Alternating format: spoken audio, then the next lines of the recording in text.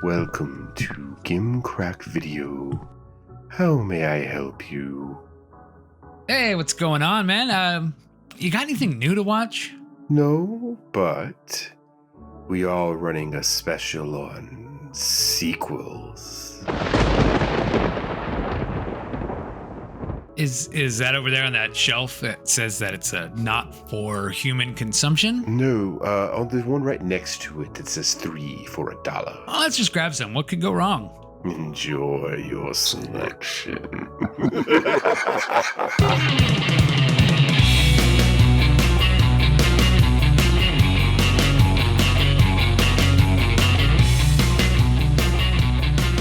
Do you guys see that bros are using AI to try and date people via text now? So like they'll put all of their text through ChatGPT, and then the girl will show up to the date and find out that this person is actually super boring and realize they've been AI'd this whole time. Doesn't shock me at all, but I mean, why can't they just do like we used to do when we were kids? Just stalk people, stand outside the window, and throw rocks at it. Not the direction I thought this was going. like a healthy American boy. Dustin, do you need to talk about some things? This is a safe space. No, my kid's getting older though. It's not fun. I had a dream last night that I like woke up at 4 a.m. and like some dude was in her room and I just yelled at him. I was like, she's 10. Why am I having these dreams? It was like a friend. Okay, Yeah. You want to kick this biscuit off? I don't know what that means. I just want to start a new phrase. You want to start it. You're trying to get it going, trying to get kick the biscuit off going. Yeah. I don't know if we want to get the biscuit off, Dustin. Well, if you kick it, you might. I mean, if it's into pain. All right, it's your show. You got to start us. Hey, everyone, and thanks for joining us here on the Found on Shelf podcast, your home of biscuit kicking. That's not going to become a thing, is it, Patrick? No, you can't make biscuit kicking happen. Shit, it's not going to happen. Oh, we got a third voice. Who's that?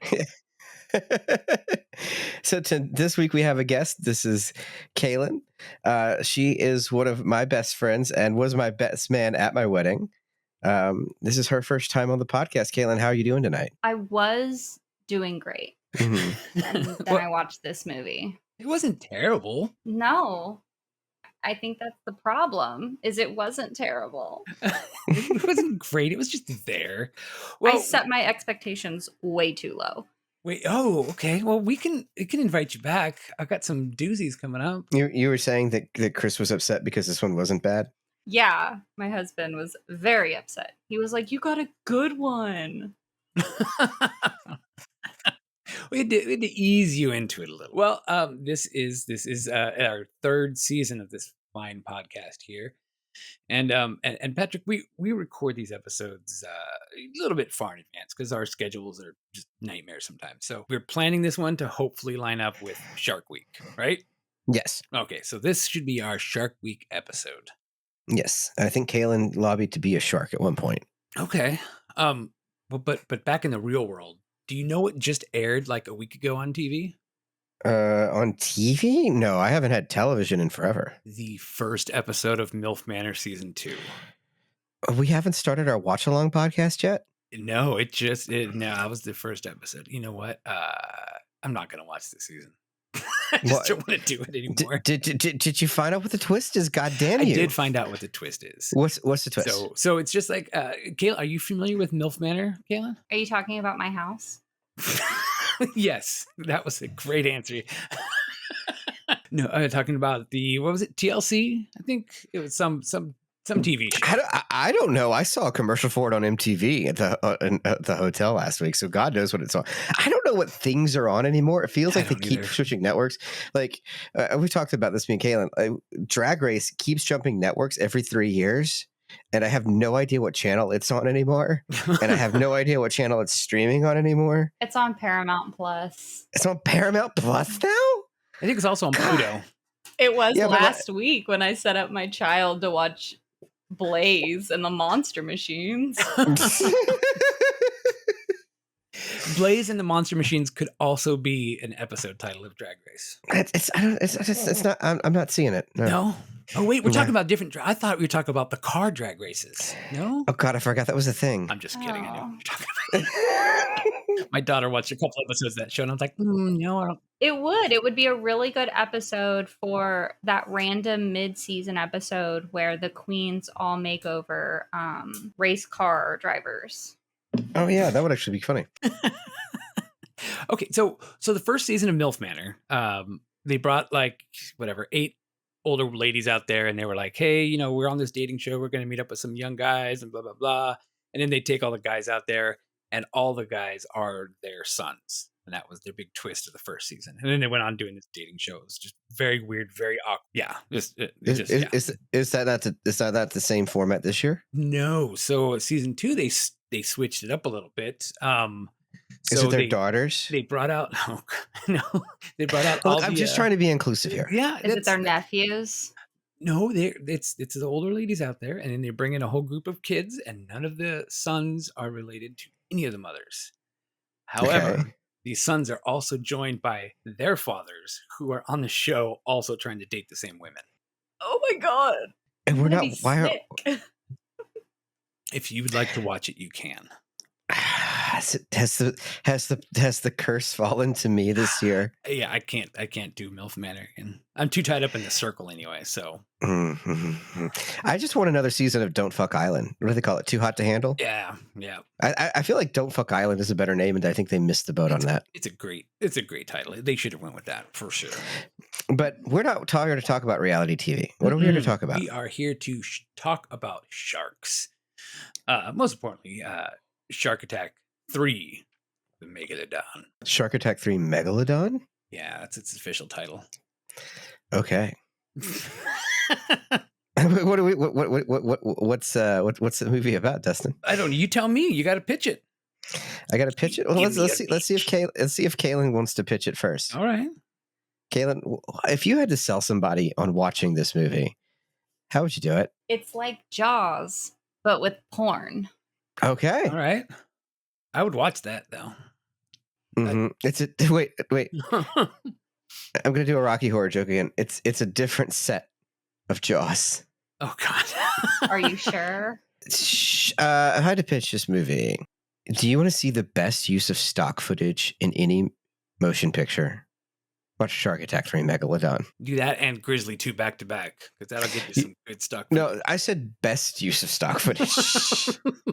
Like you can make a drinking game out of identify the stock footage in this movie.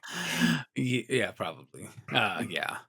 Okay. I do have the trailer though. If you'd like to listen to this guy. Yeah, I'll play it.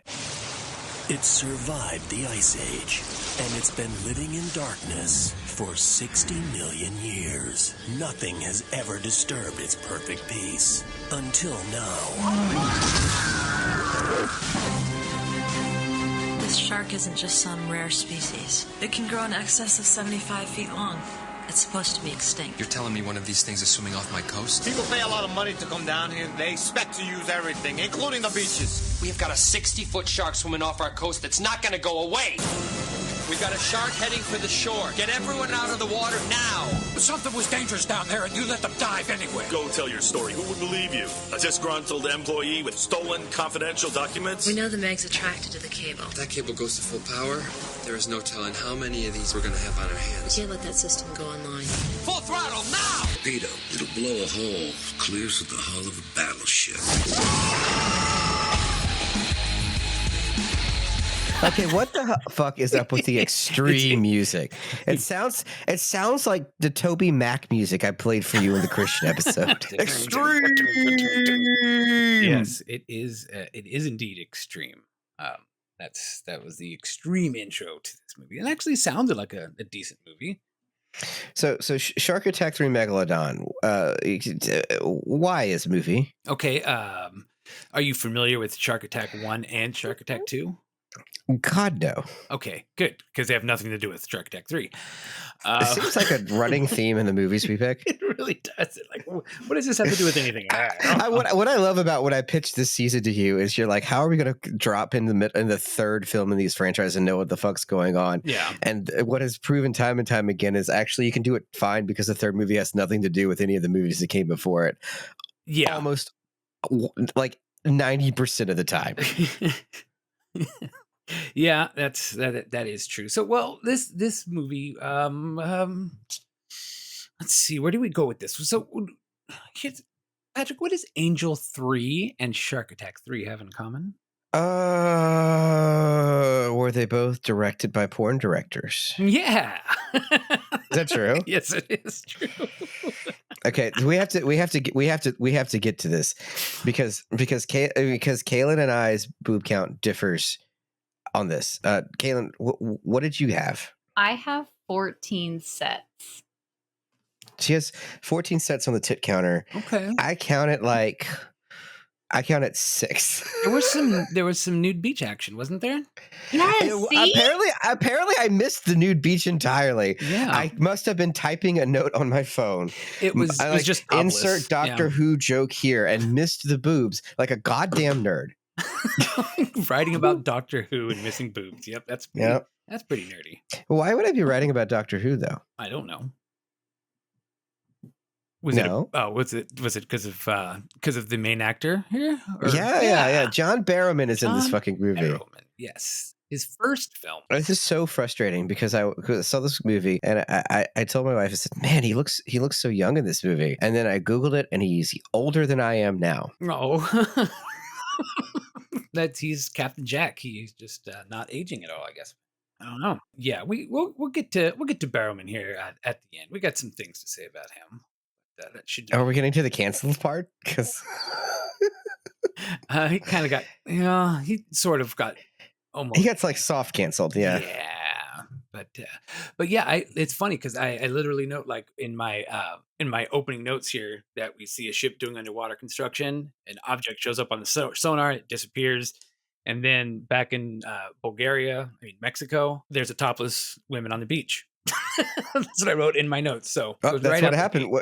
I saw the opening scene. I was typing a note in my phone, and when I looked back up, there were no boobs. Yeah, you blink and you miss it. Don't blink. We're gonna tie some more Doctor Who stuff in here. Movie starts with a shark attack off the coast, right? Yeah. Then we cut to meeting our main guy, John Barrowman. Tell me I'm wrong. Does he not look like knockoff Tom Cruise in this movie? He kind of does. 1,000%. And I mean, that's probably why they got him, because they couldn't get anyone else in the movie. And they're like, hey, what about this guy? I can see that. And I mean, he's a charismatic fella, so I like him better than Tom Cruise. Yeah, I don't think I could see this movie with Tom Cruise in it. I think it would have been a marginally worse movie. Do you think that Tom Cruise saying that line later would be funny though? No, I don't. I don't think it would be. I don't. Are you familiar with a movie that came out? Let's see. This movie came out in 2002, and there's another movie that came out in whatever the hell year it was that I wrote down that I now forgot.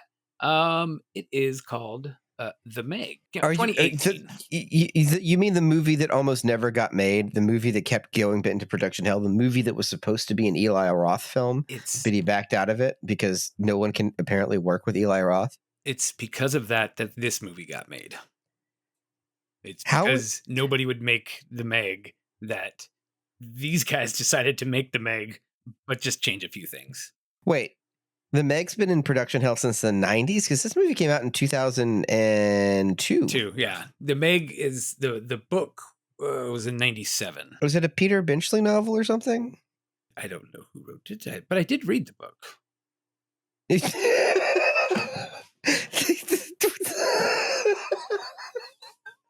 How do those two worlds intersect? What two worlds? I read the Meg. Wait, yeah. Who wrote the Meg? Steve Allen. Okay. Steve Alten, excuse me. Steve Alten, yeah. It was in 97. Okay. So yeah, they had been pretty much in development hell since the book came out in 97. They're like, somebody bought the rights to it, and it's just gone bouncing back and forth. Even Guillermo del Toro was in there for a minute. And, it just kept kind of going around, and people didn't want to do it. And this guy was like, I'll just do it, and it'll be Shark Attack 3. So he kind of took the story, from the original, which it's almost closer to the book than the Meg movie was to the book, which is kind of funny. But yeah, there was a lot of blowback for it being such a ripoff. That's where you're getting a lot of this storyline. Was just like pulled from that book instead. Now, in that book, were they also in fucking Bulgaria? They were never. They were in Mexico in this movie and San Diego. They were never. Oh, that's why everyone. That's why all the actors were Bulgarian, and every line had to be ADR'd because no one spoke English. They were all Mexican. It's just. But one thing I do like about it is it gave you some really great accents on people, which was fun. Well, you could tell how many people were just fully dubbed over. Yeah, pretty much everybody. 80% of the cast. Mm-hmm. Yeah. Yep. So, and yeah, so you just kind of start off with so Captain Jack is what I'm just gonna call him. I didn't even catch his name. I just heard Captain Jack. Damn it! I didn't snag Billy Joel's Captain Jack to just play randomly throughout this episode. Oh, that did not. What is his name? Ben. Ben is his name. I'm just going to call him Jack. His name is Ben Carpenter. And the reason I know that is I wrote because someone said Carpenter, and then he looked like he wanted to say a pickup line, and he didn't. So I wrote a pickup line for him. It's I might not look like I know my way around wood, but I'm good at working with my hands. Did I nail it? That would have been a good one. Nailed it. Not quite as smooth and classy as his line, but what? You want to go home and watch I Love Lucy? Okay, I will say this. Oh, you did look that up. I did look. I may break some rules and do research ahead of time at this point in the show. I need comedy fodder. Kaylin, I'm actually glad. She pressed play probably about 30 minutes before I got around to watching this movie. We both watched it the same night. Mm-hmm. But she started texting me about it beforehand. And she's like, I've seen 12 pairs of tits and I'm 7 minutes in. Yeah. Now, the reason that's important, I didn't want to go out and get a real copy of this movie. So I just played Tubi because it's free on Tubi. Yeah. And I pressed play on Tubi and it's in the credits. Like it's still in doing the credits and it says TV PG. And I'm like, wait a minute. Oh. We can't watch this one. We've got to go watch the real version of this movie. Yeah. Because it's completely different. And I think if I'd have kept watching that movie, the line I would have heard was, "You want to go home and watch I Love Lucy?" And there would have been pointless to watching the whole movie at that point. I did find one of the made for TV edits, but it literally was like let's just go home and I want to go home and eat. And then it just cuts right there. You see his mouth moving still, but the audio just cuts. So yeah, I didn't know. I should have checked Tubi. Damn it. This is what happens when you find a stranger in the Alps. I like this other line he said too. Sharks are always biting things. Sharks are always biting things. It's just a shark thing. So yeah, there were sharks that were going underneath the water by this little cable thingy and were biting. So the movie starts. They have the attack, but then we flash to meet Ben. Ben is your hotshot guy. We kind of see him just kind of walking around, just being essentially Tom Cruise. He goes out to the boat. They go to an exclusion zone and secretly dive, and then they find these bites. But really, he works for the local resort as security to keep sharks out, which is a job I didn't think existed. Yeah. And I'm not sure how it would function. But yeah, so this is an all-inclusive resort by a beach in Mexico. And so his job is shark security. Can we combine those words? Sharkurity? Sharkurity. It almost sounds like a chartreuse board. Yes, charcuterie board. Chartreuse board? A shark coochie board? Coochie board. No. What's happening? Just to paint a picture for anyone actually listening, this is what's going on. And then, do we get the first shark attack after this sequence? Let's see. He goes down. He goes down to dive in the exclusion zone. There's a fiber optics cable running along the bottom of the ocean that had shark teeth in it, and he gets in trouble with his boss because the word gets back to the CEO of the company that is running this fiber optics communications cable that this thing happened. So he has a meeting with his boss and them. Kaylin, what's the name of that company? Do you have that written down? Apex. Apex Predator!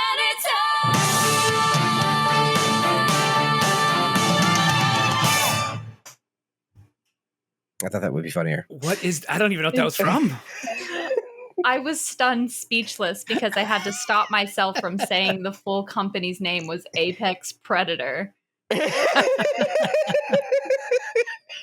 That's from Mean Girls, the musical. Dustin. That explains it. Yeah, I've not seen Mean Girls musical.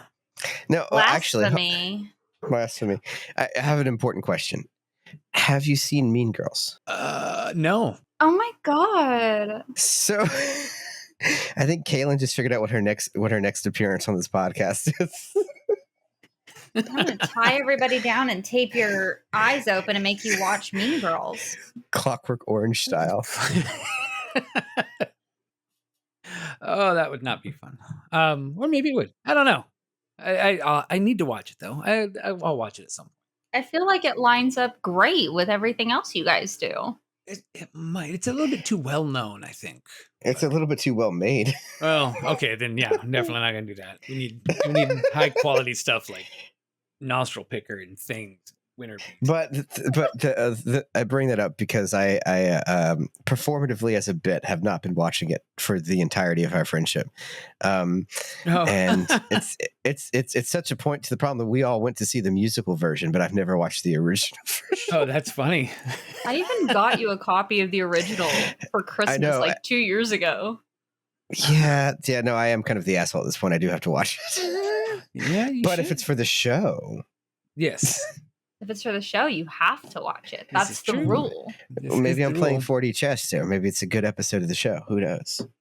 I mean, it could be. I've heard good things about that movie, so maybe it's like a lost episode of the show. The lost episode. Oh, there we go. We've got that. What was that one with the weightlifting twins?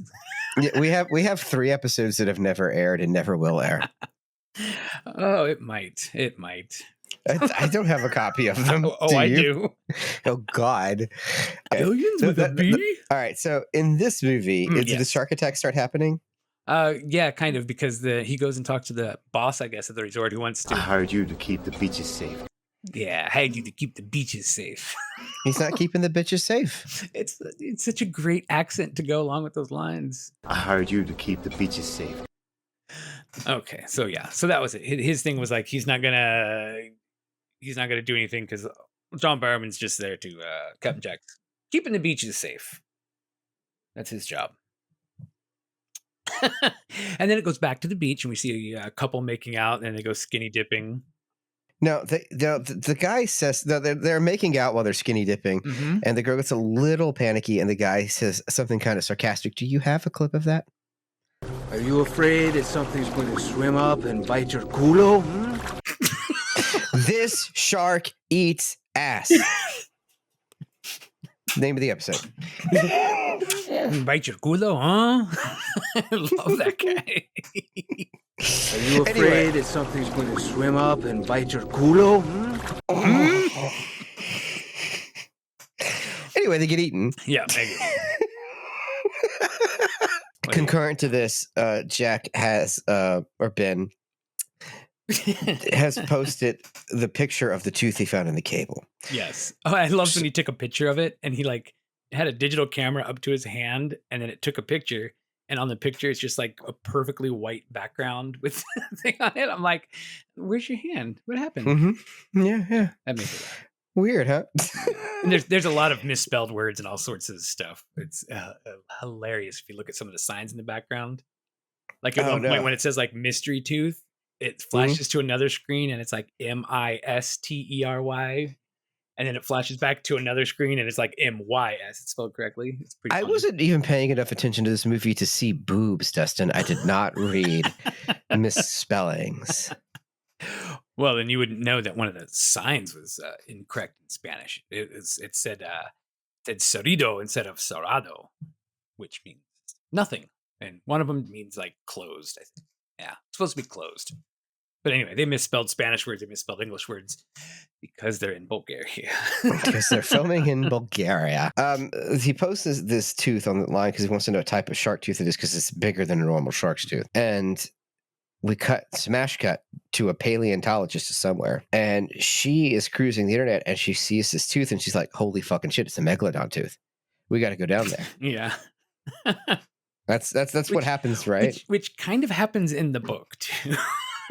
Holy fucking shit! It's a megalodon tooth that's in the book. Well, the guy's like, "That's a megalodon tooth. I know it," and somebody else recognizes it or something. Not the same. It would have been better with the words, but Was I the only one who thought she was gonna get like freaky with the janitor right before she saw the picture of the tooth online? Because she was getting a little too cozy with him. oh, I didn't catch that. But maybe she was. I mean, she seems like the kind of gal that would do anything to kind of get ahead in life. She gave him a kiss goodbye before she went into her office. Yeah. That's a little intimate there. Yeah. Yeah, I don't know. But I don't have a good janitor joke. No. And her name is Kat. Kat. Her name. Yeah. It's just Kat. Her real name is Kat. Yeah. And she was actually in the first Shark Attack movie, but as a completely different character. So. And this is also a trend in the movies we've been watching. Well, yeah. Yeah. Yeah. She has a last name in the first Shark Attack movie. She's Corrine DeSantis. There you go. Yeah. But in this movie, she's just Kat. She's Kat. The professor. Yes. The paleontologist. Yep. That's just Kat. Just Kat. Okay. Yep. So yeah. So okay. I gotta. So there's this like beach party scene that they have, right? And these people sneak off to go to where a water slide is or something like that. They're like making out, and then the slide. It's okay. This part kind of confused me. No, I know exactly what happened. Okay, you don't need to be confused. So I'm watching them climb up this water slide to make out, and like I guess make out while going down the water slide. Sure. And they're halfway through the sequence. And I looked over to Chris and I said, I bet you $5 when they get to the bottom of the slide, the shark is just there. And he goes, no, absolutely not. That would never happen. That's too dumb. And what happens? We get to the bottom of the slide and they hit the water and the shark eats them. Yeah. Oh, and the sharks roar in the movie, by the way. So they do roar. But this scene, like right when they go down, there is this like half a second or second long flash of some girl in a clown mask, and then she takes it off while looking down in the water. Yeah, well, that was a Joker. Because we live in a society. Did I like? I think it was a lost bit. I think, I think there's supposed to be something else in there, and they just left that scene. I'm like, where'd this lady just show up in? I thought I might have had like a haunted copy or some shit, and then like the garage style, the ring could come flying out. But it's been 7 daes, and you're still here. Yeah, so remember, like the TV just turned to a random channel of a shark, and it starts to swim out through the TV, but then it just kind of falls in the living room because it can't move or breathe on land. And you're like, well, this is the easiest curse to live through. Yeah, it wouldn't be too bad unless they're air breathing sharks. Yeah, that that's could true. be a problem. I recently found out that how the book differs from the movie of The Ring, and I gotta say, one of the few times changes made in a film were good. Oh yeah, all right. Yeah. But what happened? What was the difference? We'll go over that off mic. But okay. This is the best scene. They literally water slide directly into a shark's mouth. How could you not love that? Yeah, it's great. I mean, and it really just sets you up for later when like do jet skis into the shark's mouth. Okay, can we talk about this? It is 2002. Easily accessible CGI is not as prevalent as it will be 5 years later when The Asylum goes full speed on all their shark movies. Yeah. What we are seeing on this low-grade B-movie shark film that I assume was produced for like HBO or Stars, or probably Stars, is stock footage. It could have got something. There's only a little CGI at the end. Everything is cleverly edited stock footage and a couple of shots of puppets. Yeah, pretty much. And that was phenomenal. Yeah, because this game is great because you could literally spot the stock footage and take a drink every time you see it. Oh, you'd be pretty drunk. I wonder if that girl in the clown mask was it was stock footage. That was just bizarre. Are you impugning the editing prowess that this film was assembled with? Just a little bit. Yeah. So we're kind of flashing back and forth between the Apex headquarters. Apex Predator!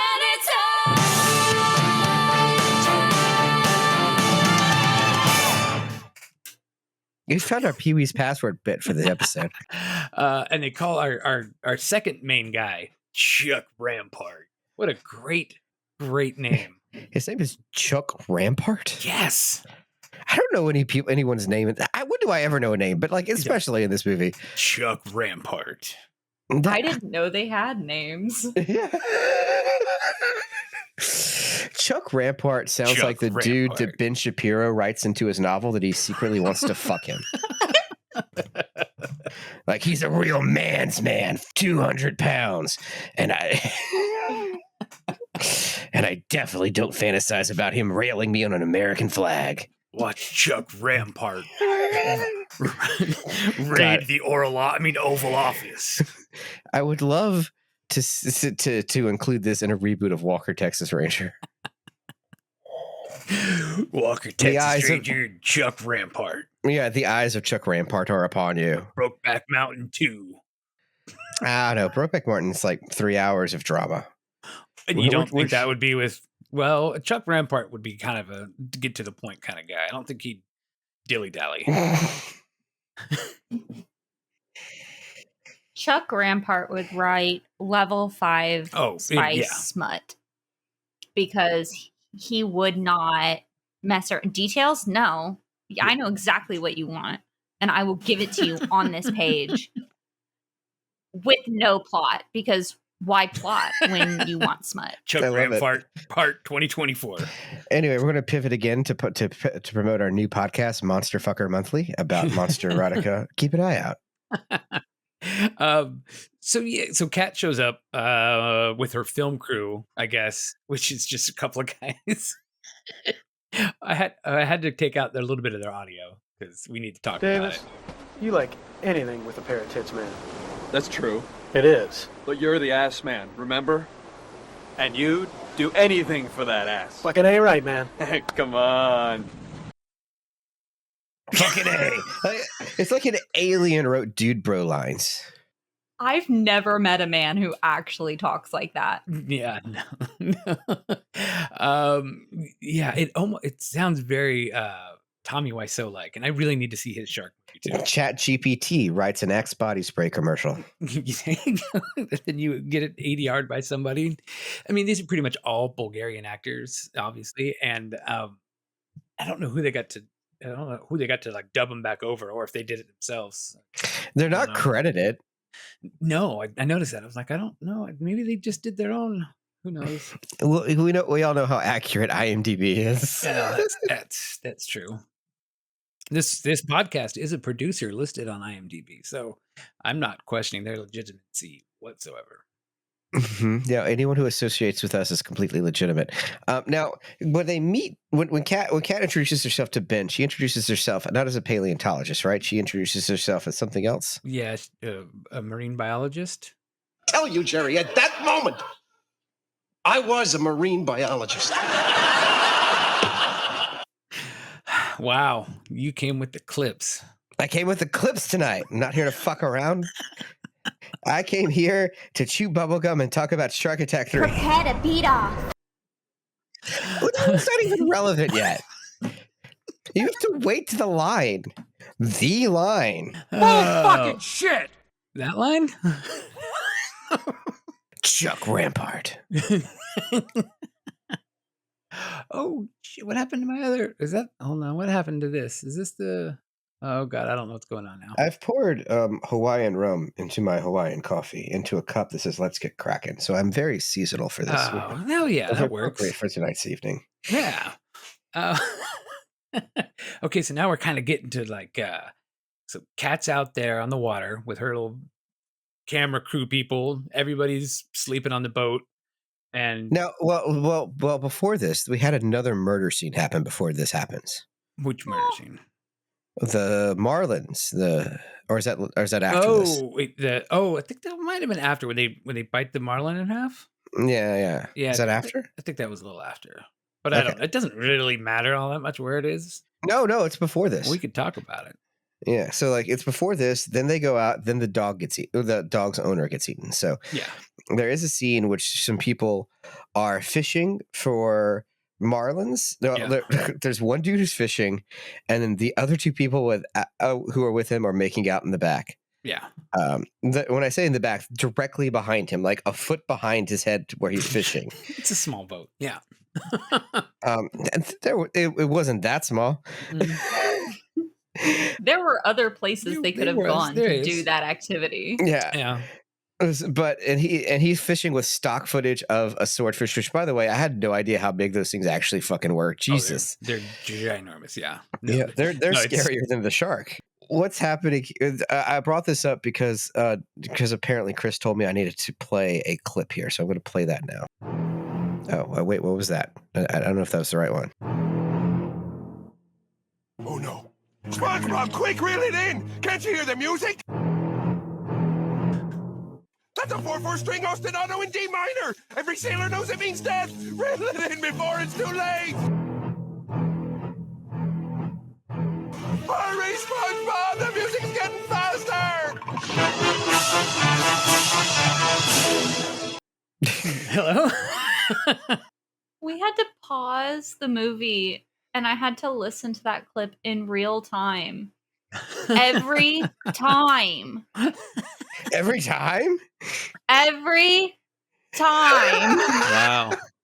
So yeah, so in the actual movie, everyone on the board that boat gets super eaten, and including the swordfish, and then as the movie's progressing, also on the water, we have Kat and her team, and they find the Megalodon, which again, this is not a shark. This is a Megalodon, but it is ostensibly shark sized because it is shark stock footage, and they tag it.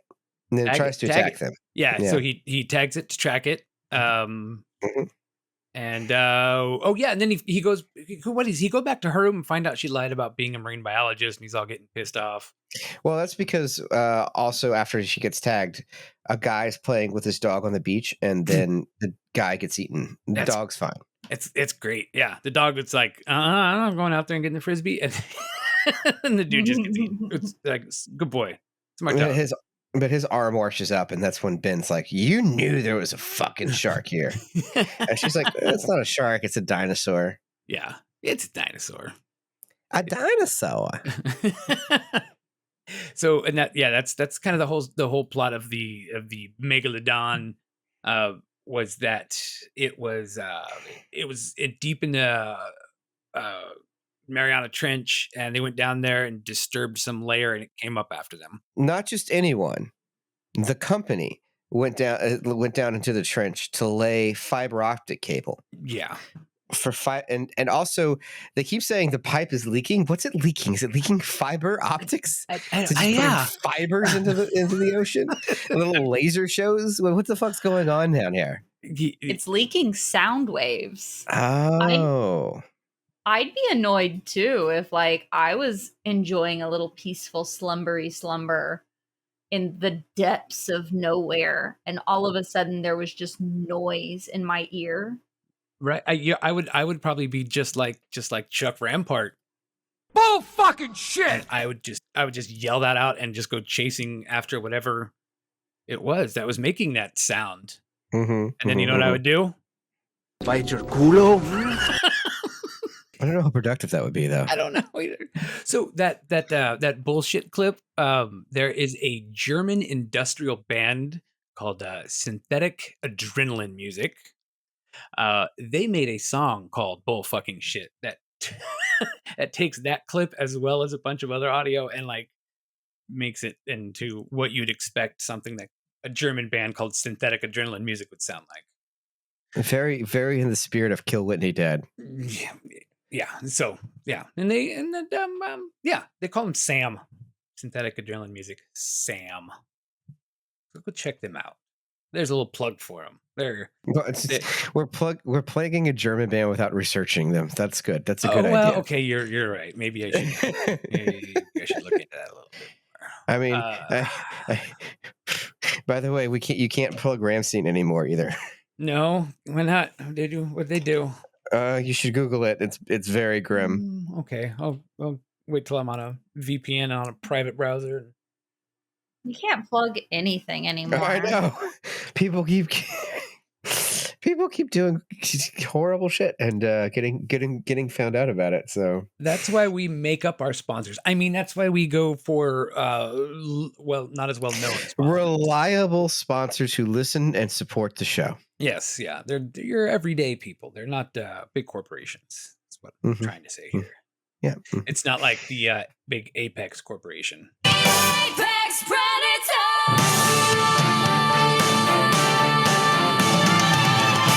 I was testing you there, and you did it. All right, good job.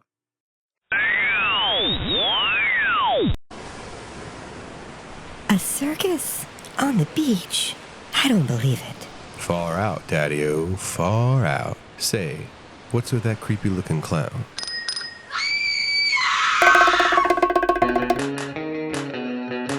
Those crazy murder clowns are at it again, and this time they're doing it beach style. When that funky surfer chick Gizmo and her beau Hot Doggy hit the waves to surf with Kahuna Joe, they never planned on encountering a big top by the surf shack, let alone one filled with homicidal demon clowns from the 9th dimension.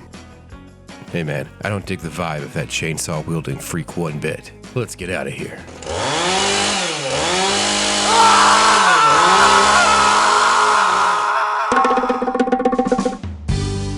You've seen Dr. Goldfoot's Bikini Machine. You've seen Blood Surf 3 Crimson Tide. You've even seen Freddy Krueger Goes Hawaiian. But you've never seen terror like this. So join Cheeky, Rimjaw, Bunghole, Clappy, Squirt, and all your other favorite murder clowns for the wackiest, grooviest, most musical number-filled horror film of the year. Ass Clown 6.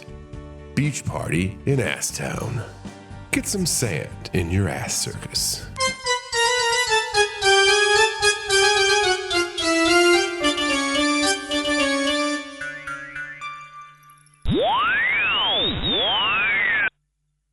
Yeah, and then it's whatever. The shark goes out there, and they're trying to get they're trying to find the tracker, so they go to find him. They're trying to find the tracker. Yeah, they're trying to find the tracker on the on the Megalodon, and Ben's been chewed out by his boss for the murdered person, right? And he chewed her out, and now that everyone's been thoroughly chewed, Ben and Kat are taking her camera crew, and they're going to try to find the shark. Right? Yes, that's exactly where we're at. Yeah, and she thinks that they can stop it peacefully, and he wants to kill it. Is that the beat on what's happening at this exact moment? It's kind of like that, but it's at the same point not. Okay. Like that was the big dilemma in the Meg was the one of the brother died, and it was this this guy wants to save it, this guy wants to kill it kind of thing. So I think they had to like briefly do it, but then they really didn't seem to care about it afterwards. It was never a big plot point. It was just a plot point for this like 5 minutes worth, but yeah. So this is an amazing scene. This is when the movie gets truly great, because it's what basically happens. It's just a shark attack on their boat while they're trying to catch it. When they see that shit is going south, they start panicking, and she starts saying, "Oh my God," in a panicked voice, right? Yeah. And it's the most flat I've ever heard a line delivered. The shark is coming to kill them. And she's like, "Oh my God." Yeah. Again, "Oh my God." Yeah. And it's got these weird, like, just flashing lights everywhere. And like, it's just the shark the shark rams the boat and eats like two of the guys immediately. And like, and blows a hole into the boat, and she's like, "I gotta go get the shotgun." Yeah. Okay. Now, right away, I have problems with this scene. Let's talk about them. There's a lot of problems with this one. If a giant shark dinosaur was trying to eat you on a boat, and you're on a boat, you need some way to retaliate against this living fossil. And as an American, you're like, well, I got to shoot it. In what world would you think a shotgun is the appropriate weapon for this scenario? Like a rifle, right? That would be better. Yeah, a rifle. Like if you had a harpoon gun, perfect. But like a rifle, something with precision and distance, the fuck is buckshot gonna do? If you're close enough to land a shotgun blast to a shark, you're already fucking dead. What are we doing here? Well, how else is she gonna say her fantastic "you're extinct fucker" line? They were kind of close counters with the shark at that point, but I don't think that if you would plan properly, you wouldn't have done that, because you would think you were not going to be in close quarters ever. Exactly. Now, she has a shotgun. She goes down the below deck to get the shotgun. Because they've been hit, they are leaking and taking on water all over the deck, and also there's an electrical spark, and it keeps going pss, pss, pss, and it's like it's clearly sparking towards the water. It's a movie, so they're like, well, let's create drama by assessing risk, but she's going to be able to cross the water. But in real life, you would never do this thing. However, she gets the shotgun and the box of ammo, and instead of exiting the water, which is going to electrocute her at any time, she decides to load the shotgun. Now, I don't know if the listening public knows how a shotgun loads.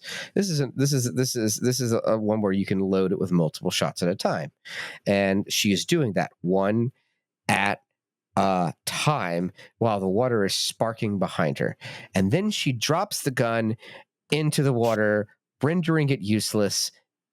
Except they still use it, and it's fine later. Yep. Yeah, I don't. There's not much of that scene made a lot of sense. But then the shark comes through the hull right at them, and does she shoot it, or does John Barrowman shoot it at this point? She shoots it. She shoots it. It comes at her with an open mouth. She empties the buckshot into its open mouth and splatters its brain across the wall. Pretty cool. Pretty cool. I was like, all right, that's cool. But you're like, whoa, we're like just a little over an hour into this movie. There's still some time left. There's still a third act to get to here. And then the movie gets even better. Yes. Because the boat is sinking. They climb. It's capsizing, right? Yeah. So they climb up top and which is down the bottom, and they're kind of just like hanging on as it's sinking. And a sidekick throughout the entire movie. The fuck is his name? It was one of the film crew guys, right? No, his buddy. I know who you're talking about. Buddy, yeah. I don't remember his name, but it was like his like number 2 in the security thing. Is coming to save them in another boat, and then because we've seen a normal size shark this whole time, and Kat has said, well, that's because this is a baby megalodon. Well, Mama shows up, so they're just seeing the boat, and all of a sudden this giant shark comes out the water and eats his boat, the sidekick's boat, before he can save them. Now, if you're wondering, I said earlier, they're not really using CGI that much in this movie. But they're mostly using stock footage.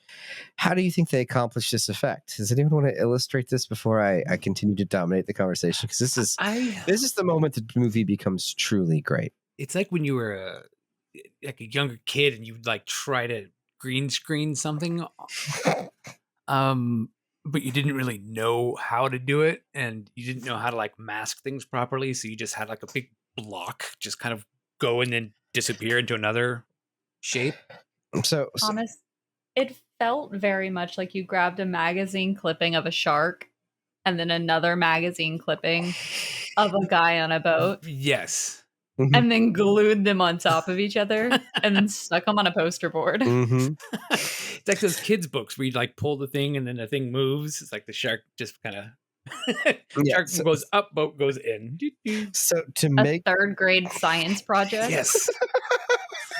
Yes. So yeah, they use stock footage to make their giant shark effect. They just make the footage bigger. Yeah. And in this instance, they superimpose the footage underneath the boat to make it look like it's eating the boat.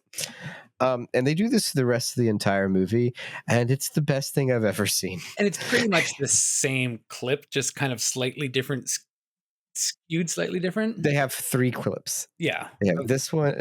They have this one, and one when it's in. They have 2 in slightly different positions, from the side, and they cycle back and forth from these 3 clips for the remainder of the film. And it changes in size, because at one point it's the entire boat is like kind of small in its mouth. And in the next scene, there's like two guys on like a life raft, and it fills up his entire mouth. So I'm like, that life raft is like half the size of that boat. So maybe even a quarter of that boat. But it's the same size.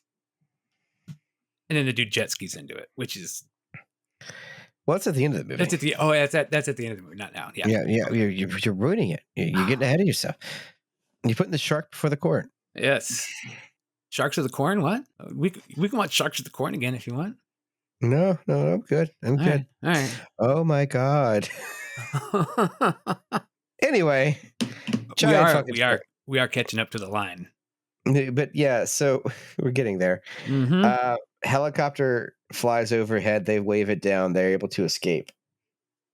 The giant shark behind them. They have its tooth, and he goes into his boss's office. Like, you got to shut the beach down. And like every Jaws movie ever, it's like, people paid money. We can't shut the beach down. And he's like, they're gonna die. And he throws the giant tooth at him at his desk, and it's great. Yeah. Except for the fact that he just got rid of the only proof he had, which is stupid. But then they go tell Chuck Rampart. That there's a problem. Now, if you have a problem, who else are you going to go see besides Chuck Rampart? You know he's an American patriot because he's got a goddamn picture of W on his fucking wall. That's right. Yes. Chuck Rampart. No one has ever asked George W. Bush before. Or to Chuck Rampart. You have Chuck, you have W and Dick on the back wall with like the presidential seal. It's like, they're like, how do we patriot this shit up? Yep. There you go.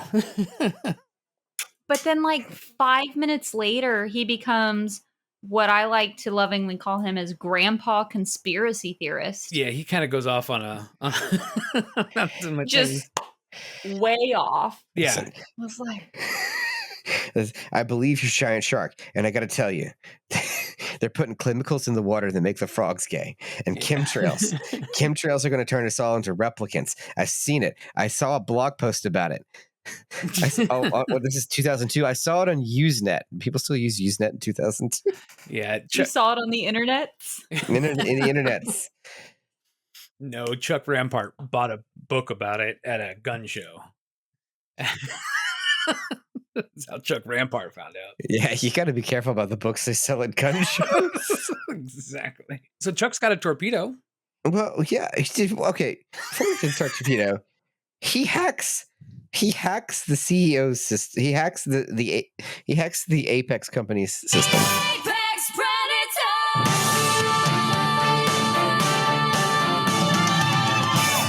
Yep. And it just like it's like totally like we're in, and I'm like, what's going on? He's just like, and then he prints it all out and goes to the CEO, and he says a thing there. What does he say there, Dustin? God damn it, Dustin! I didn't get. I've given you a cue. I don't know. What does he say there? Wait, are we talking about the line? The line? No. The line you have on your fucking keyboard. What does Chuck Rampart say to the CEO? Bull fucking shit.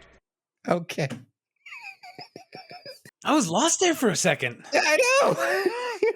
like you've been using it all episode. I know. Jesus.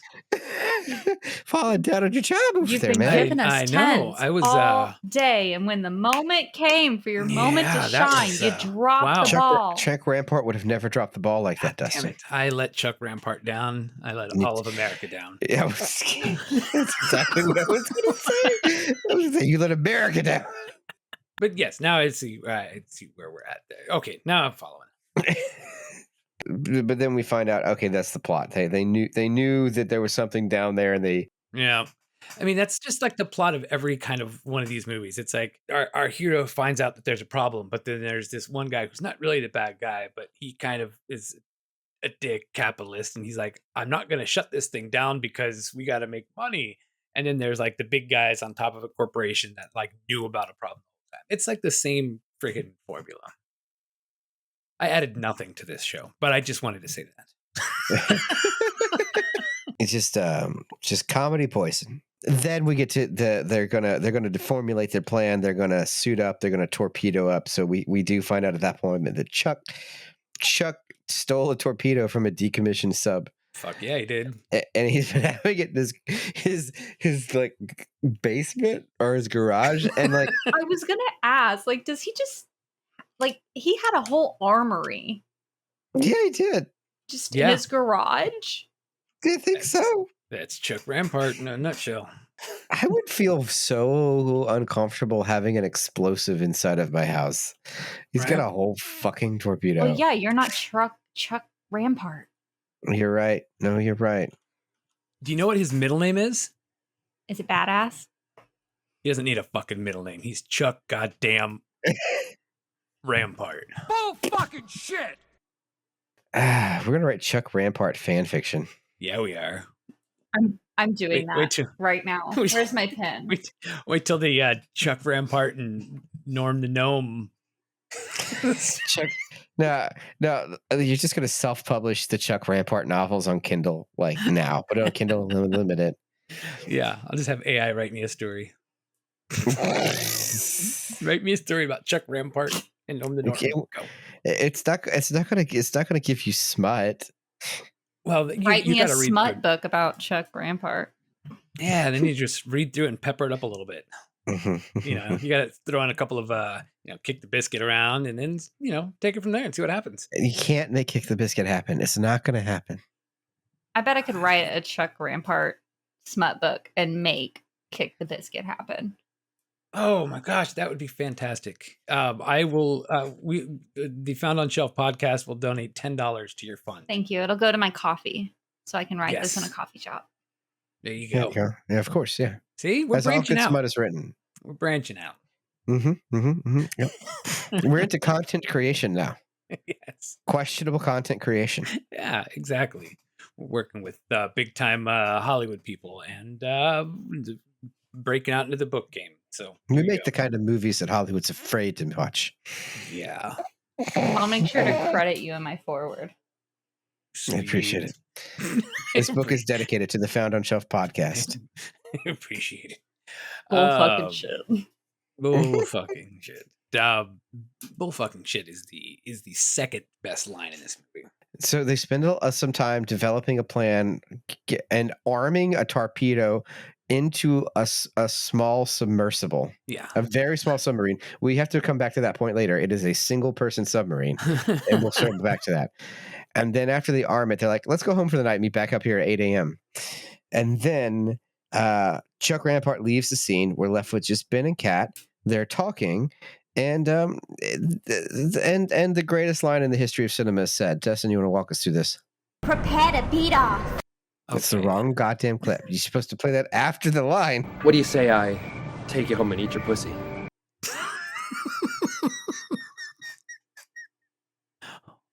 What do you say I take you home and eat your pussy?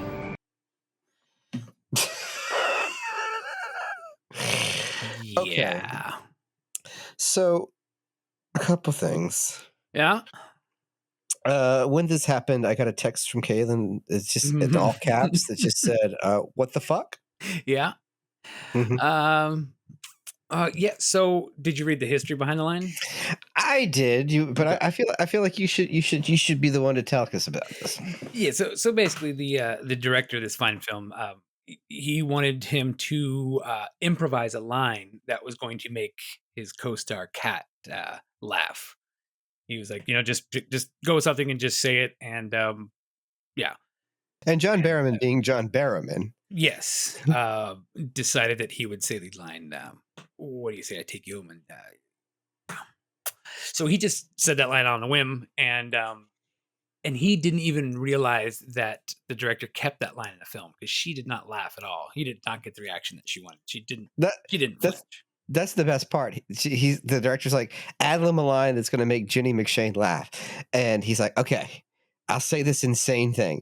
And she just doesn't react at all. Nothing. No reaction. He laughed to his own line. Yeah. I know. He's probably like, I can't believe I'm actually going to say this. And he's, yeah. But the director found it hilarious, so he kept it in. And John Barrowman did not know that line stayed in the movie until he watched the film with his nephews for the first time.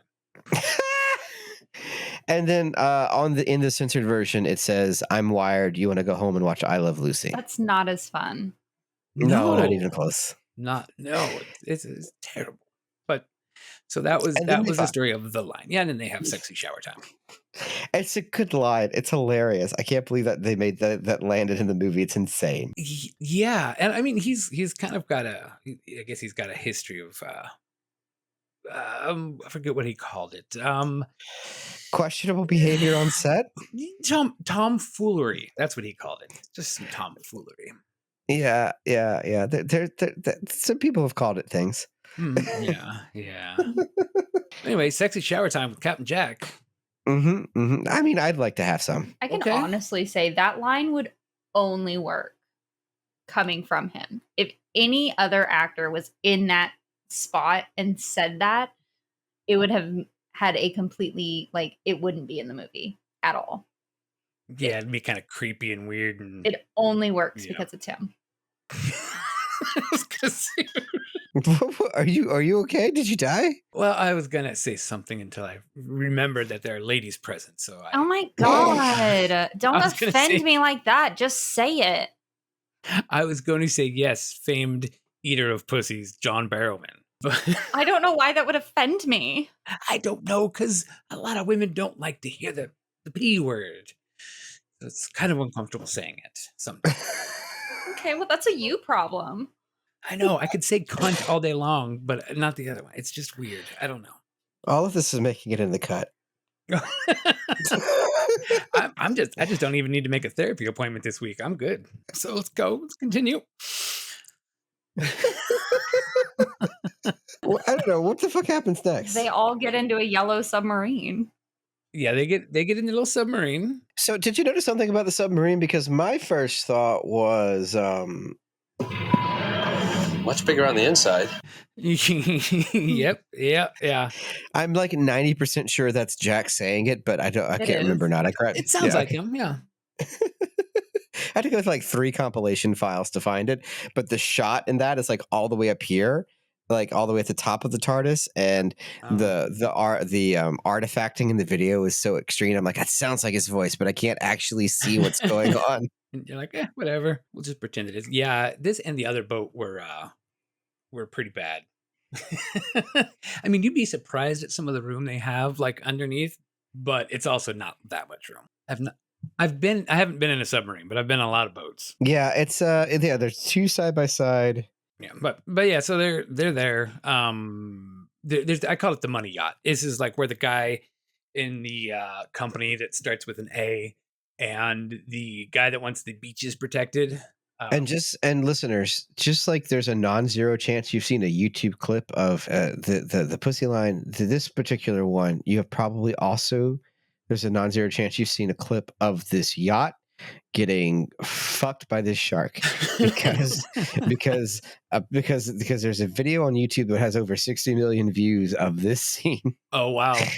So if anyone listens to this show at all, they might have seen this. Yeah. Well, what's funny is I haven't. So. I had no idea that this movie is apparently a cult classic. It does. I mean, there are some followers of it, I think. So it's hilarious. But yeah, so all of the bad guys, including Ben's boss and the CEO responsible for all of this, but Ben's boss did bring a sack of hand grenades with him. Ooh, what? Where did he get the hand grenades? Chuck fucking Rampart. Chuck Rampart's just selling them for... Chuck Rampart is an arms dealer. He works for whoever's paying him. Is he selling them to support his smut writing habit? You Yes. gotta. Smut doesn't always pay the bills. You gotta find some way to make the money up somehow. He's got to travel. He's got to live the stories. He's got to feel out certain cities, and yeah. Chuck Rampart is Caroline Calloway living the book he's writing. You know what the name of that book would be? Fucking shit. No. I feel like we need a patriotic smut title. Bite your culo? That's not quite right. What do you say I give him a pussy? No, not that one either. Maybe. I feel like I feel like it would be that one, and then there would be a faded, like a fade in photo of W on the cover. Yeah. Mm-hmm. That'd be nice. That would be nice. Chuck Rampart talking about W being a man's man. I would die for that man. The things I would do to that, for that man. I'm trying to work in a 9/11 joke in here. Hold on. Oh, I was trying to make a Bush joke.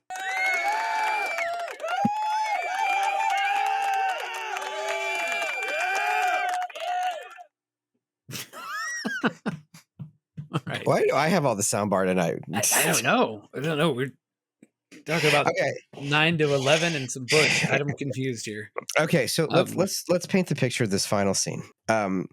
He had the line. They armed the torpedo. They had the line. They had the sex scene. They're getting ready to go out the next morning, and they say that they're missing just one more thing before they go out. They just need one more thing to really get them on their side, and that's God. Yeah, they go to a church. They go to a church and pray.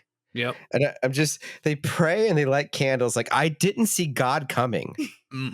But he did. Neither did Mary. That's right. That's a good one. I like it. Feel the power in this place tonight. Do you need God to help you kill a megalodon? Prepare to beat off. It's just like church. Except for that was a female voice. Anyway, so before we get sued by Rich Mullins for all of the rampant abuse of awesome God, he goes there and the sharks. They start tossing a bunch of hand grenades in the water at the shark. At the money yacht, the shark comes. They start throwing some hand grenades, and the shark just fucks this boat up. It's great. Cat is in a helicopter monitoring from the air. Ben and Chuck Rampart are in a submarine below everything, right, trying to torpedo the fuck out of the giant megalodon. The megalodon is attacking the yacht, and this is where the stock footage is crazy, because not only does he is he eating the boat, he's like eating. He's like, people are jet skiing into his mouth. Yes. He's chomping down on things. It's great. The jet ski into the mouth is an amazing scene. Oh yeah, Louise, the boss of the resort, he's there with a woman. And then, like, pushes her aside to get away. He jumps in the boat without her. He takes her life vest. Is it that part? Yeah, that's what it is. Yeah, at the very end, she's trying to get her life vest to go to a lifeboat, and he like runs up like he's gonna grab her hands to like have just this heartfelt moment, and then he just takes her life vest, and then just, I'm pretty sure, jumps again into the shark's mouth. Yeah, I think that's So Kaylin, I have a question for you. You're hiking alone in the woods. Would you rather come across a bear or a strange shark you don't know? Is the shark baby megalodon or mama megalodon? Ooh, we'll go with baby megalodon, because the stock footage won't let us put a giant one in the forest. Yeah. A bear. The bear, yeah. It's a bear wins every time. Yeah. I think the bear might bite my culo. Okay, yeah, if you ask nicely. Okay. Wash yourself first. Yeah. So, Patrick, I got a question for you. Who did it better? Bull fucking shit! Or bullshit! Bullshit! Bullshit, bullshit, bullshit, bullshit, bullshit, bullshit, bullshit, bullshit, bullshit, bullshit! No? So I guess that you're going to make the mashup for the YouTube channel now? That wasn't bad. I mean, I just hit those buttons. I'm like, oh, hey, that kind of worked. All right. I might be onto something here. I'm terrified by how many clips you've hung on to. Oh, I've every soundbite from everything we've done so far. Jesus God. Including the stuff that we didn't release yet. The best episodes. I think I didn't do any recordings for pieces, but I think we did for Winter Beast for our Yeah. Oh yeah, the Anarch. Well, but we circled back around to do Winter Beast again. We made Chris watch that. Yeah. God, I understand why he hates us now. Yeah, and we make his wife watch a bad movie, but a fun bad. Okay, look, Winter Beast is a fun bad movie. God damn it, I will die on this hill. You keep saying this. See, this is your point to say you're not going to make Winter Beast happen. You could bring the joke back around on me. We're going to kick Winter Beast in the biscuit. We'll see. Anyway, we're almost at the finish line of this movie here. Yeah, they needed okay. The torpedo needs to seek an electronic device because for whatever reason they can't make a torpedo that just fires straight. Yeah. And the shark does not emit electricity yet. I mean, give Elon Musk a couple part more. In space. Yeah, put it in the brain. Yeah, Megalodon in space. I would watch sharks in space, though. It'd be awesome. Polling the room. Who else would watch shark in space? Oh, definitely. Make it happen. Just not you. You know who I'm talking to. Just you don't do that. Let somebody else do it. Anyway. Chuck Rampart? No, I would let Chuck Rampart do that. Polonia? Tommy? So we're almost at the end of this movie. I'd watch Tommy doing it. Oh, I would watch Big Shark thing. I'd watch anything Tommy does. I do need to watch Big Shark. But yes, we're at the end of this movie. So they can't get the torpedo to do it, so they have to put the tracker on the shark itself. And that's where we're at. So Chuck Rampart tries and fails, and then has to escape to the surface like a bitch. The rare Chuck Rampart failure. I think headcanon is Chuck Rampart talks and walks like a badass, but fucks up every time he does anything. That could also be true, yeah. Chuck Norris on the outside, Ernest on the inside. Well, that works because Ernest is hot, and Chuck Rampart has to be, right? Yes. Okay, so because of that, distracted yourself here. I thought Chuck Rampart did get the tracker because Miss Prissy Pants up in the helicopter doesn't have aim. Yeah, he went out there with a harpoon. He somehow snuck out of a submarine, fully submerged, without imploding the whole thing. Somehow, yeah. And he got it. Yeah, and then the sub like knocked into the shark and it knocked the tracker off. It was like this whole thing for just like a minute, and then it was okay. That was all pointless. But then I think what the shark gets the sub stuck. This was all kind of a blur to me. This shark. It's just amazing that Ocean Gate didn't make this because it definitely survives a lot of pressure. Oh God. So yeah, John Barrowman gets the sub is getting eaten by the shark, and he's going to use the electronic signal the sub sends out to be the homing device on the torpedo. So he fires the torpedo, and then it circles back to hit the sub that it was fired from, and he tries to escape in the length of time it would take the torpedo to fire into nothing, realize there's a signal behind it, and make a Yui. Like a torpedo can just flip a bitch on like a dime for some reason, and it comes back, and then he escapes. It's like a Bugs Bunny cartoon. It would go out and like stop, like, and it just turn around. That's exactly what it did. Wow. Mm-hmm. And this is the only use of CGI in the film because it's a CGI'd megalodon. It looks derpy as fuck.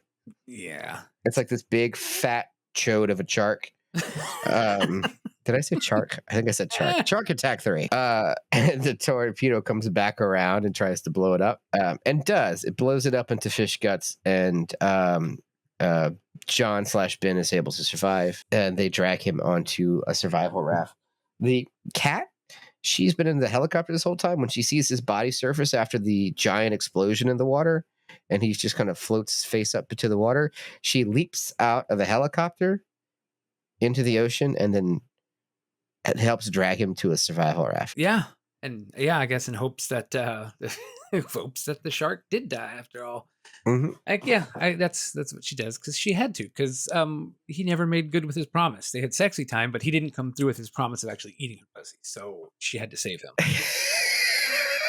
If it didn't happen on camera, it didn't happen. Yeah, she's like, nah, you're not getting out of it that easy. Get over here. That's the way the Farrelly brothers would have written the ending.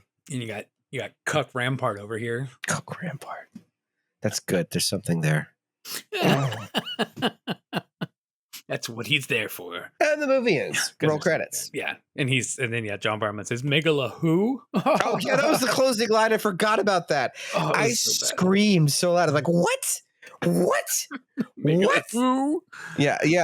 John Barrowman wakes up from like, and semi-conscious, looks out into the water, realizes he has killed the shark, goes, Megala who? Yeah. And then they all laugh and He's laugh. just laughing at his own joke. Yeah. I don't even think that was scripted. I think it's another instance of him saying something and laughing at it. That could be. That very well could be. Because, yeah, it's, like I said, it was his first acting. And then it ends with music that is not at all inspired by Jaws. At all. Yeah, I was like, wow, okay. So let's see. I went over the line about that. I went over. It was filmed in Sofia, Bulgaria. Okay, so the director, like I mentioned earlier, he got his career started in the early 70s as a cinematographer in porn films. And then in the late 70s, early 80s, he began directing them under the name. Well, his real name is David Worth, and his porn director name was Sven Conrad. Sven Conrad? Yeah. And anything good? How Sweet It Is, Pink Champagne, Frat House, and Body Magic were four of the titles that I think Vinegar Syndrome has the release of Body Magic, but I could be wrong. Hold on. I'm sorry. They changed their porn line to Melazy. We can keep talking while I look up vintage porn releases. Prepare to beat off. Exactly. Now I want a copy of Pink Champagne. I don't know. Yeah, who knows what these movies entail? I don't know. Oh, it's Body Girls. It's not Body Magic. So no, none of his work has been preserved. Okay. Bummer. That was his early works, and then he started to do. Now I'm just shopping for porn. Yeah, now you should don't make me play that clip again, boy. Oh, look, there's a re-release of Babe. Okay, what do we do? Yeah. You found that in the porn section. Which Babe are we talking about? You know what? Let's get into John Barrowman here, because there's nothing else really to talk about. The writers and director, the writers were Scott Devine and William Hoke, who all they ever did was write the other shark attack movies. That's it. Are they worth saying? Are they also stupid and funny? Or are they just bad? I think they're just bad, because they actually try to have like a plot with like mutated sharks or something. Yeah, this is the one I think to watch out of them all. So I think we did okay. So John Barrowman, born in Scotland, raised in Illinois, and we all kind of recognize him, Captain Jack from Doctor Who and Torchwood. Excellent. And he was also, I'd never watched Arrow, but he was on that as well. He was on Arrow? Yeah, he played the Dark Archer. I'm sorry. That's almost as bad as Reverse Flash. It's such a bad name. It is. I thought Reverse Flash is when you put your clothes on. Hey-o. So yeah, this was John Barrowman's first credited movie, and so you've heard about his. So he said that he actually used the money for this to buy a house. The money from what? Shark Attack 3. Oh, okay. Well, good for him. It's good money. I guess money had to go somewhere, because I'm surprised they paid that well. I don't know. I guess it could have, but yeah, he's been accused of misconduct on set. Is that what you're getting to? Yeah. So Freema, who played Martha Jones, said that he would walk around with his chap hanging out, having conversations with people, and chap, of course, being slang for penis. So yeah, he would just sit there, and he was in 1995. He was in the play Sunset Boulevard, and he admitted that he exposed himself while standing behind a piano, and it was out of view of the audience, but within view of the other actors. Yeah, those are stories that you could tell sounded funny at the time and don't now. Like how when Chris Pratt, it's like it has that one scene where Andy appears naked in Parks and Rec, and he totally went naked without telling anyone, and he's like, "Yeah, I went full snake out," and he gets genuine reaction from Amy Poehler, and then is told by the producers to never fucking do that shit again. Mm-hmm. Yeah. It feels kind of more like those kind of stories rather than being purposely creepy, but it is still like, dude, come on. Yeah. I don't know. That's my take on it. he did get a letter from Andrew Lloyd Webber, who sent him a letter warning him not to upstage the score with his appendage. Andrew, the way Andrew phrased it is, "Don't upstage the score with your appendage," and it's like, I'm sure that just means, hey, behave yourself. But I want you to live in a world in which he has such an impressive penis that it would distract from the score of Phantom of the Opera. It's just like, okay, shh, could you turn the music down? I'm having a hard time concentrating. Just wow. I have a genuine question. I do not have this appendage. That cannot be comfortable to just whip it out and let it just be out to have a conversation with someone. That just feels like it would just be so uncomfortable. I have been in conversations with other people that have done that, and it's always like a very silly thing, and it's just like a goof to try to see if somebody else would look at you. It's it would depend on the attire, right? Because like if full they're tuxedo, full tuxedo, with a little tuxedo hat, like one of those little like nice hats, the top hats. Oh, the penis is wearing the attire. Yes. Okay. Yes. Well, no, just the top hat. Just the top hat. My brother used to frequently just take his balls out. Is this why you threatened to put them on the table when you were drunk in Vegas? It might have led to that, but he didn't do it. That's the thing. And I'm actually feeling bad now because we've invited Kaylin on the show and we've spent the last 3 minutes just talking about whipping dicks out. I have a son, okay? All I'm doing is taking notes to prepare myself for the future so that I can be better equipped when he wakes up in the morning to tell him to put it back in his pants. Yeah. So what my brother used to do is we'd all be like taking pictures, and this was like, before everyone had a cell phone camera. So some of them were like the little disposable cameras you'd have to develop. Some of them were digital cameras, but you didn't really get a copy of it until later. But we would look at these pictures later, and we're all like sitting on the couch, and then my brother's just got his balls hanging out, just because he knew somebody was taking the picture, and he wouldn't say anything, and nobody would know. I worked at a warehouse with people in their early 20s when the movie Waiting came out. Oh. So I knew you were going to that movie, and I thought you were about to say, I used to work in a Waffle House, and I was about to like throw a fit and be like, how did I never know you worked in a Waffle House? Yeah, that would be, first of all, clearly, I feel like I would at least know how to throw a punch if that were the case, and that is not true. It was just the way you went to say warehouse, and I was like, is he about to say he's worked at a Waffle House? Because this is new lore. We've known each other for a decade. New lore would be interesting at this point. No, I've never had to scrub blood off the floor of a Waffle House, but yeah, that game was widely adopted by everyone in the warehouse. It was a great movie, though. The power of stupidity when you get a group of teenage to young 20s boys together is just unfathomable, and I speak from experience. There was a time where I was not allowed at the Waffle House? No, in the capital of California. I was not allowed in Sacramento. The city? Yeah, I was banned. God, you were telling the truth about your balls. This time they weren't mine. I was just happened to be there. Yeah. So I think I'm okay. I think I'm on good terms now. I've been in Sacramento a couple times. No one's kicked you out? Yeah. Of the city? Yeah. The cops told me that my picture was up in their wall, but I didn't. It's. I don't think you look like that picture anymore. I know I don't look like my picture anymore. No, I used to have go a giant. ask them. Yeah, I used to have a giant afro. Now I'm balding, so I really don't look like that anymore. Thought I'd have a nice, beautiful gray afro by now, but no.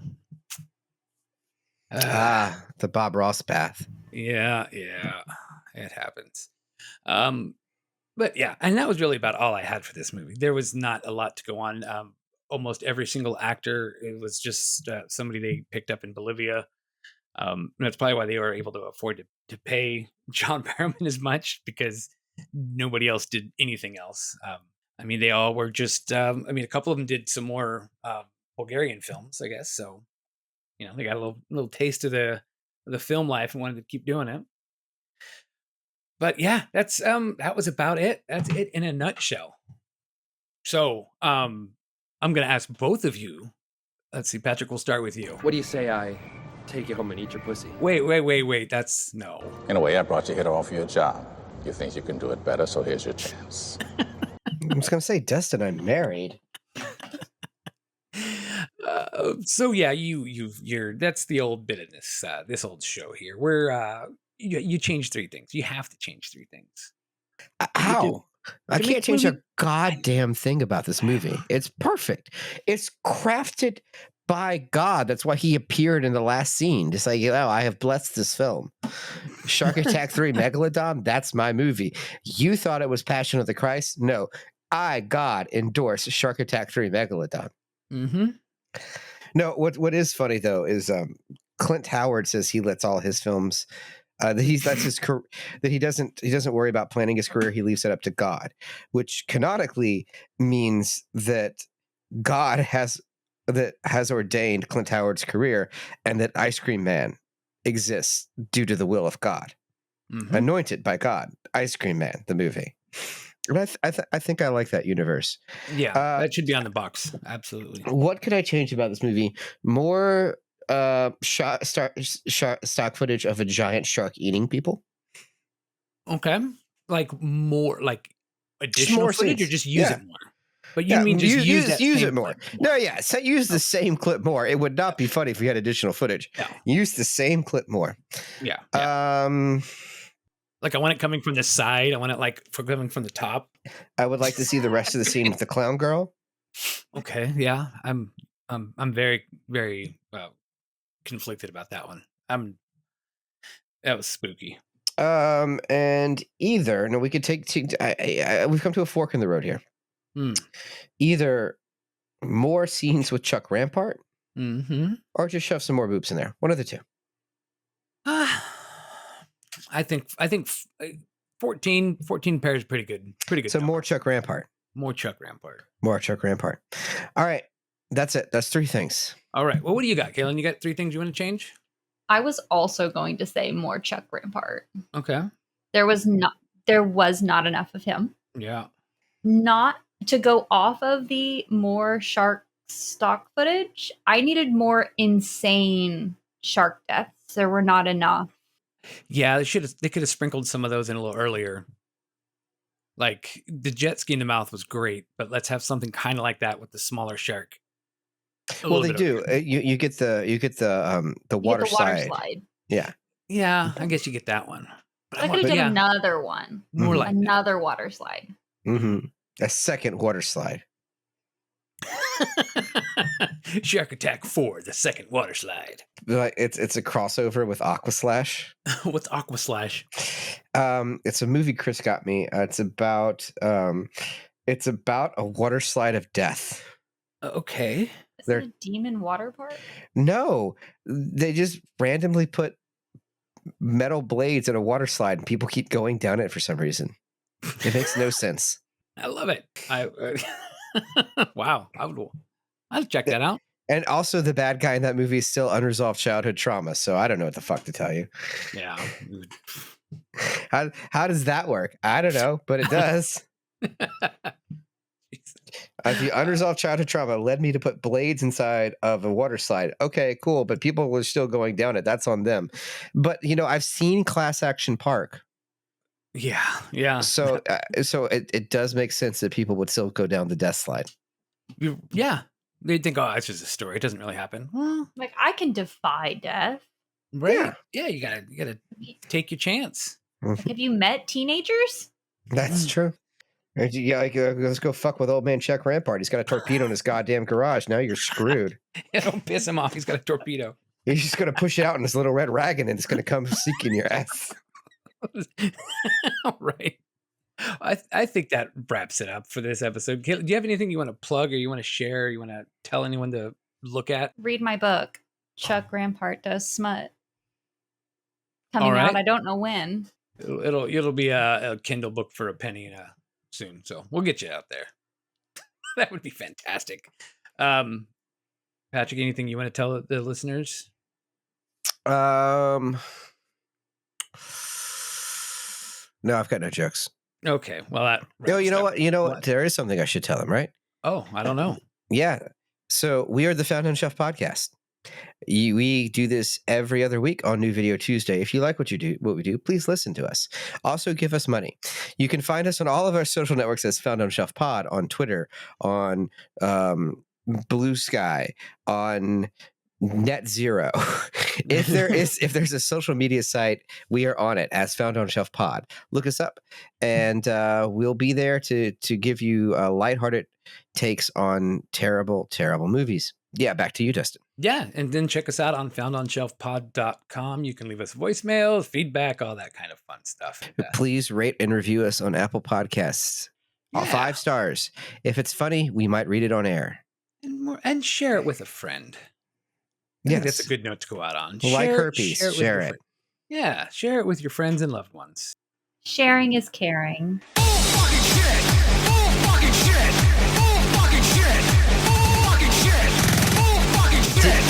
Did you mean for that to be that loud? God, I like put it as quiet as I could almost. That was awesome. I started twerking. Oh my gosh. Well, let's try it again. I'll go a little bit lower. Let's see how that. Oh, that's a little bit more tolerable. When I put this in the thing, it was like full bars all the way across Audacity. Jesus. Is this going to be on the next DDR? Call J-Tro.